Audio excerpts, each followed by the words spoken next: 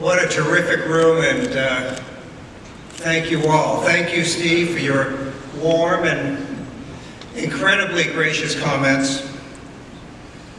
I'm honored and humbled to be receiving this award on the 25th anniversary of the Real Estate Breakfast. You know, it's hard to turn Steve Karp down. He can be quite persuasive. As importantly, he sets a standard with his passion, his generosity, and his active engagement. And Mike Durkin, where are you sitting, Mike Durkin? Right there. Mike, to you and your team at United Way, thank you for your extraordinary leadership, your vision, your passion to address the problems of our community. Please know how much I admire all that you do to make our community a better place. And I applaud all of you. 25 years of outstanding support of United Way.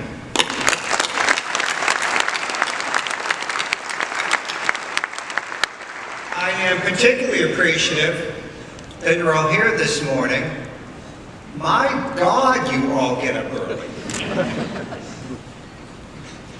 I want to recognize my many colleagues from Beacon who are here. I thank you.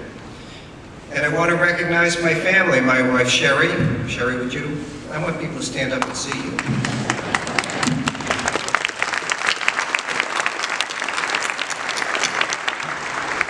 And my sons Alex and Jeremy and Stephen and son-in-law Brett, all of whom are in the real estate industry. Would you, all of you, please stand?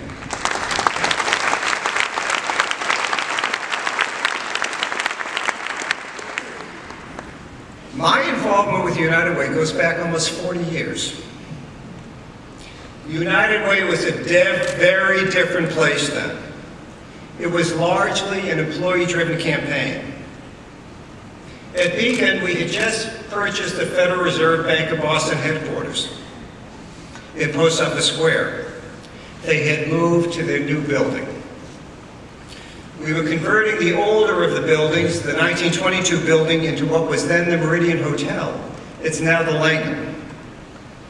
I chaired the Hotel and Restaurants Division, and I was struck that the housekeepers and servers were giving more money to the United annual campaign as a percentage of their income than the owners.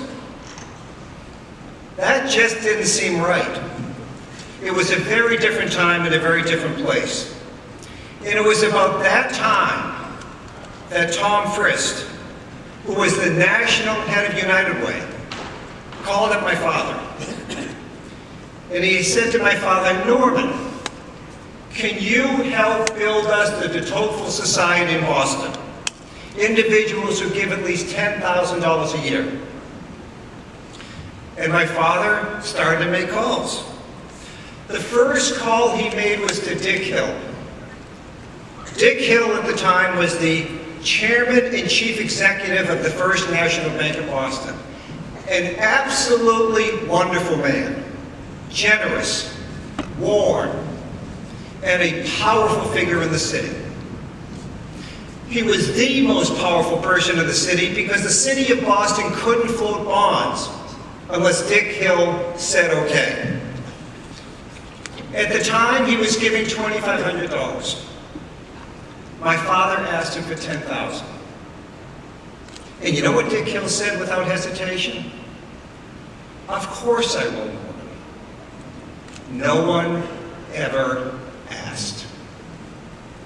And a result of that call, and to so many others, including this wonderful man to the right of me, from that small committee, from that small beginning, this community has built one of the strongest De Tocqueville societies in America. Pretty amazing, thanks to so many of you.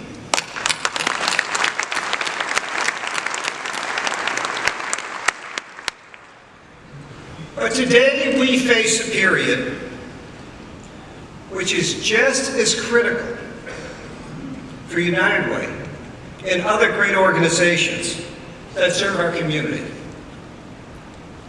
That's why I feel it's so special to be here on the stage this morning. Today, the role of United Way as a uniter and as a builder of community could not be more important. We live in a world today that is more divisive and more filled with hate and violence than any period of time in my lifetime. The tragic event in Pittsburgh is a continuation of this vicious environment. It's not the America we all grew up in. And I know that we all struggle about how we as individuals can respond. What can we do? Last week I received a letter that the amazing president, just a remarkable man, the amazing president of MIT, Raphael Reif, sent out to the MIT community. It crystallized for me what we can and what we need to do. He writes about how the ultimate measure of our community is how we treat one another. The need to know that violence and racism and harassment and bullying are out of bounds, period. That we have a duty to treat each other with respect, sympathy, decency, humility, and kindness. He states that this is work that we have to do ourselves.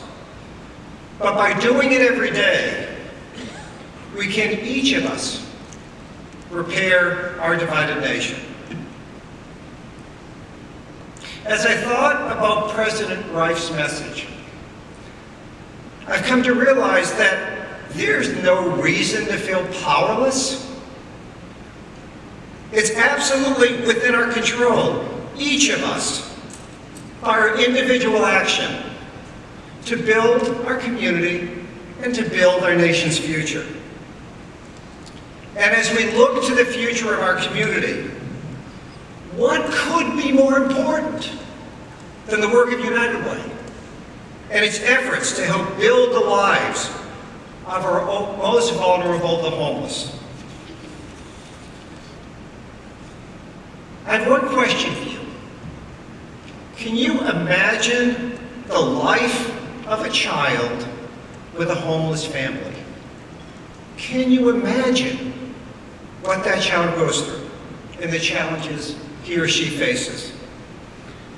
Bringing stability, dignity, and the opportunity to live a life of fulfillment is the greatest gift we can give these individuals, and speaks to who we are as a community.